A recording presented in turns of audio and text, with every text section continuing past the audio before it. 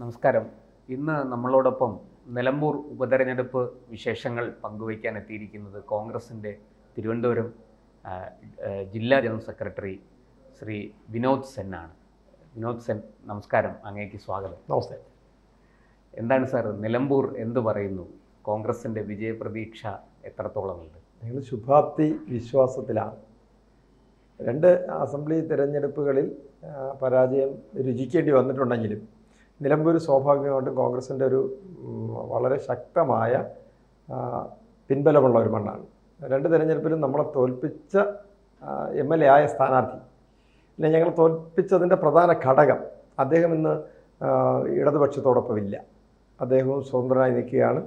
അപ്പോൾ അതുകൊണ്ട് തന്നെ ഞങ്ങളുടെ ഒരു പ്രതീക്ഷ അനുസരിച്ച് കോൺഗ്രസിൻ്റേതായ വോട്ടുകൾ 3000-ൽ താഴെ വോട്ടിനാണ് ഞങ്ങൾ കഴിഞ്ഞ തിരഞ്ഞെടുപ്പിൽ പരാജയപ്പെടുന്നത്.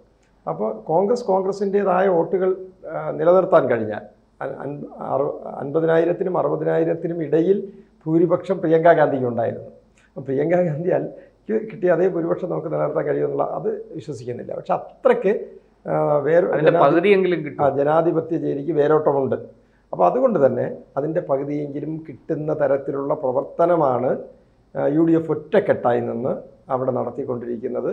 പിന്നെ ഉപതെരഞ്ഞെടുപ്പുകളിൽ ഞങ്ങളുടെ ഒരു ടീം വർക്ക് ഈ കഴിഞ്ഞ സർക്കാരിൻ്റെ കാലത്തുടനീളമുള്ള ഞങ്ങളുടെ ടീം വർക്ക് നന്നായി പെർഫോം ചെയ്തിട്ടുണ്ട്.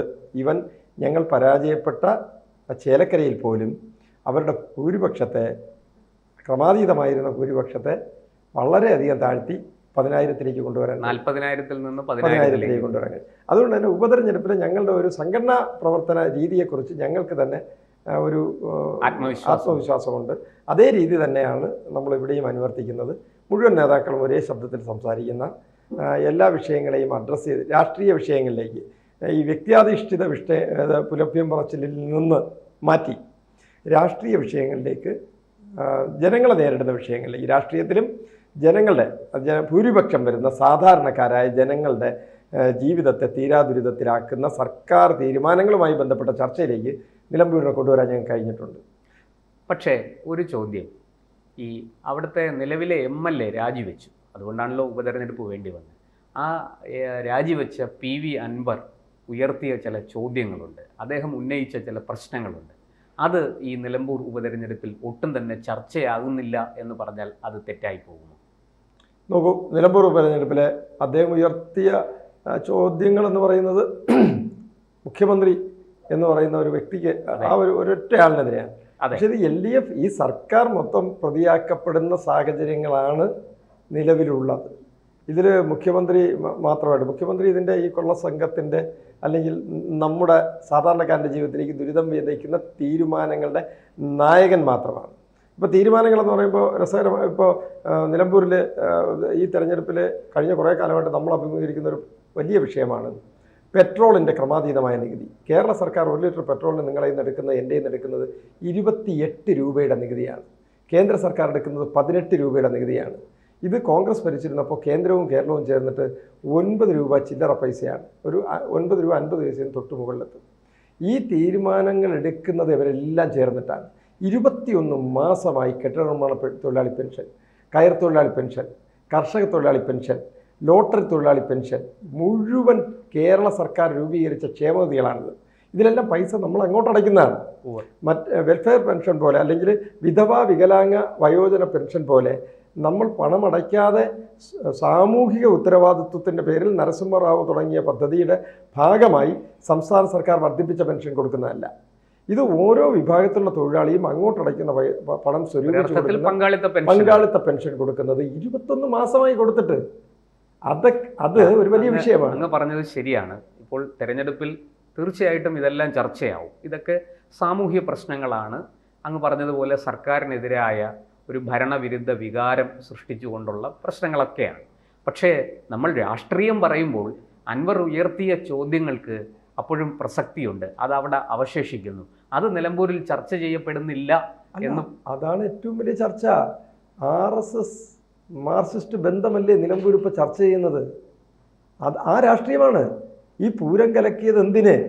അപ്പോൾ RSSുമായി ബന്ധപ്പെടുമ്പോൾ അത് മുഖ്യമന്ത്രി നമ്മുടെ മാധ്യമപ്രവർത്തകരെ കടക്കു പുറത്തെന്ന് പറഞ്ഞ് ആദരിച്ച മസ്കറ്റ് ഹോട്ടലിൽ നടന്ന ചർച്ച മുതൽ മുഖ്യമന്ത്രി നിർമ്മല സീതാരാമൻ എന്ന് പറയുന്ന കേന്ദ്രത്തിലെ ധനകാര്യമന്ത്രിയുമായി അവരുടെ ഓഫീസിൽ വെച്ചല്ലാതെ കേരള ഹൗസിൽ വെച്ച് ഇപ്പോഴത്തെ മുഖ്യമന്ത്രിയുടെ അന്ന് ശ്രീ M ആയിരുന്നു, ഒപ്പം M-ന് 4 ഏക്കർ ഭൂമി. ഇപ്പോൾ നിർമ്മല സീതാരാമൻജിയുമായിട്ട് ചർച്ച നടത്താൻ വേണ്ടി ഇദ്ദേഹത്തിനോടൊപ്പം ഉള്ളത് നമ്മുടെ പുതിയ ഗവർണറാണ്. പഴയ ഗവർണർ ശത്രുവായിരുന്നു, പുതിയ ഗവർണർക്ക് ഇഡലിയും ചമ്മന്തിയുമാണ്. അപ്പോൾ ആ ചർച്ച അടക്കമുള്ളത് അവിടെ ചർച്ച ചെയ്യപ്പെടുകയാണ്. അത് തന്നെയല്ലേ അൻവർ പറഞ്ഞത്, ഇവർ RSSുമായി സഖ്യം ചേരുകയാണ്. ആ ഉയർത്തിയതിൽ പ്രസക്തിയുള്ള എല്ലാ ചോദ്യങ്ങളും നമ്മൾ ഉച്ചത്തിൽ, ഒരുപക്ഷെ അത് കേരളത്തിൽ ഏറ്റവും ശക്തമായി പറഞ്ഞത് കേരളത്തിലെ പ്രതിപക്ഷ നേതാവാണ്. തൃശ്ശൂർ പൂരവുമായിട്ട് ബന്ധപ്പെട്ട് ഒരു വലിയ പ്രത്യാക്രമണം നടത്തി. ആ വിഷയം വളരെ സജീവമായി ചർച്ച ചെയ്യപ്പെടുകയാണ്. കഴിഞ്ഞ നിയമസഭാ തെരഞ്ഞെടുപ്പിൽ 30 സീറ്റിലാണ് മസ്കറ്റ് ഹോട്ടലിൻ്റെ ചർച്ചയെ തുടർന്ന് 30 സീറ്റിലാണ് ഈ പറയുന്ന സംഘപരിവാരം CPM-നെ കോൺഗ്രസ് മുക്ത ഭാരതത്തിൻ്റെ ഭാഗമായി രാഹുൽ ഗാന്ധി MP ആയിരിക്കുന്ന കേരളത്തിൽ അധികാരത്തിൽ നിന്ന് പുറത്തു നിർത്താൻ വേണ്ടി അവരുടെ വോട്ടവകാശം ഇവർക്ക് അനുകൂലമായി വിനിയോഗിച്ചത്. അതിൻ്റെ പ്രത്യുപകാരമായിട്ടാണ് തൃശ്ശൂരിൽ, തിരുവനന്തപുരത്ത്, ആറ്റിങ്ങലിൽ 3 പാർലമെൻറ്റ് സീറ്റുകൾ ഇവർ ഇടതുപക്ഷ ജനാധിപത്യ മുന്നണി അടിയറ വെച്ചത്. ഇരിക്കട്ടെ, അങ്ങ് പറഞ്ഞു UDF ഒറ്റക്കെട്ടായിട്ടാണ് ഈ തെരഞ്ഞെടുപ്പിനെ നേരിടുന്നതെന്ന് പറഞ്ഞു. പക്ഷേ കഴിഞ്ഞ 2 തവണയും നമ്മൾ നിലമ്പൂരിൽ കണ്ട കാഴ്ച UDF ഒറ്റക്കെട്ടായിരുന്നില്ല. അതിനു മുമ്പും ആര്യാടൻ മുഹമ്മദ് മത്സരിക്കുന്ന കാലത്ത് തന്നെ അദ്ദേഹത്തിനെതിരെ ചില പാലം വലികൾ UDF-ൽ നിന്നുണ്ടായിട്ടുണ്ട് എന്ന ആക്ഷേപം ഉയർന്നിട്ടുണ്ട്. ഈ ഒരു പശ്ചാത്തലത്തിൽ നമുക്ക് UDF ഒറ്റക്കെട്ടാണെന്ന് പറയാൻ സാധിക്കുമോ? ഇപ്പോൾ പഴയ കാലത്ത് UDF ഒറ്റക്കെട്ടായിരുന്നില്ല എന്ന് പറഞ്ഞുകൊണ്ടല്ല ഞാൻ എൻ്റെ മറുപടി തുടങ്ങുന്നത്. ആദ്യമേ പറയട്ടെ, UDF ഒറ്റക്കെട്ടായിരുന്നു. തിരഞ്ഞെടുപ്പ് കാലങ്ങളിൽ ഐക്യജനാധിപത്യ മുന്നണിക്ക് ഉള്ള ഒരു വലിയ സവിശേഷതയാണ്, മിക്കവാറും തിരഞ്ഞെടുപ്പിൻ്റെ ആ ഒരു ചൂട് പിടിച്ച് വന്നു കഴിഞ്ഞാൽ അത്രയും ദിവസമുള്ള പിണക്കങ്ങളെല്ലാം മാറ്റിവെച്ച് ഒരുമിച്ച് വിജയിക്കാൻ വേണ്ടി, നമ്മൾ തിരഞ്ഞെടുപ്പിൽ പരാജയപ്പെടുന്ന തിരഞ്ഞെടുപ്പുകളിൽ പോലും വിജയിക്കാൻ വേണ്ടി എല്ലാവരും ഒരു മനസ്സായി പ്രവർത്തിക്കുന്ന ഒരു സംഘടനാ പ്രവർത്തന ശൈലിയാണ് UDF-നുള്ളത്.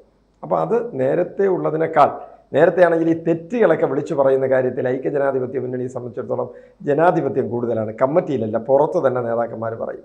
ഈ തെരഞ്ഞെടുപ്പിൻ്റെ ഏറ്റവും വലിയ സവിശേഷത എന്ന് പറയുന്നത്, ഒരുപാട് വിഷയങ്ങളിൽ കുടുങ്ങിപ്പോയേക്കാവുന്ന തെരഞ്ഞെടുപ്പിനെ ഏകാഭിപ്രായം കൊണ്ട് ഒരു വിഷയത്തിനകത്തും വ്യത്യസ്തമായ അഭിപ്രായങ്ങൾ രേഖപ്പെടുത്തി ഐക്യജനാധിപത്യ മുന്നണിയുടെ ചേരിയെ ദുർബലപ്പെടുത്താതിരിക്കാൻ നേതാക്കന്മാരെല്ലാം ശ്രദ്ധിച്ച ഈ ദിവസം വരെ, നാളെ എങ്ങനെയാണെന്ന് എനിക്ക് പ്രവചിക്കാൻ കഴിയില്ല. സംശയങ്ങൾ. പക്ഷേ തെരഞ്ഞെടുപ്പിന് തൊട്ട് മുമ്പാണ് KPCC പ്രസിഡന്റിനെ മാറ്റുന്നത്. ആ മാറ്റിയത് ഈ തെരഞ്ഞെടുപ്പിന് ഗുണം ചെയ്യുമോ ദോഷം ചെയ്യും? KPCC പ്രസിഡന്റിനെ മാറ്റുന്നതുമായിട്ട് ബന്ധപ്പെട്ട് അത് AICC എടുത്ത ഒരു സംഘടനാപരമായ നടപടിയാണ്. ഓരോ മാറ്റവും ഒരു രാഷ്ട്രീയ പാർട്ടിക്ക് ഗുണമല്ലേ ചെയ്യും. ഒന്നും ആത്യന്തികമായി ഇപ്പോൾ കമ്മ്യൂണിസ്റ്റ് പാർട്ടിയെ പോലെ നിങ്ങൾ സാരഥ്യത്തിലേറ്റ് കഴിഞ്ഞാൽ, ലെനിൻ മരിക്കുമ്പോൾ സ്റ്റാലിൻ മരിച്ചു കഴിഞ്ഞാൽ അടുത്ത പ്രശ്നം എന്നൊക്കെ പറയുന്നത് പോലെ ജനാധിപത്യ പാർട്ടികളിൽ മാറ്റം അനിവാര്യമാണ്. അവിടെ മാറ്റം വരും. അതിൻ്റെ ഒരു സ്വാഭാവികമായിട്ടുള്ള മാറ്റമാണ്. ഓരോ പ്രസിഡന്റുമാർക്കും അതിൻ്റേതായിട്ടുള്ള ശേഷിയും. നോക്കൂ, സണ്ണി ജോസഫ് എന്ന് പറയുന്ന KPCC പ്രസിഡന്റ് അടുത്ത് കേരളത്തിലെ മാധ്യമപ്രവർത്തകരും കേരളത്തിലെ രാഷ്ട്രീയ പ്രവർത്തകരും കഴിഞ്ഞ ഒരുപാട് കാലമായി പറയുന്ന ഒരു കാര്യമാണ് Nair vote, Nadar vote, Christian vote, Muslim vote, ന്യൂനപക്ഷ വോട്ട്.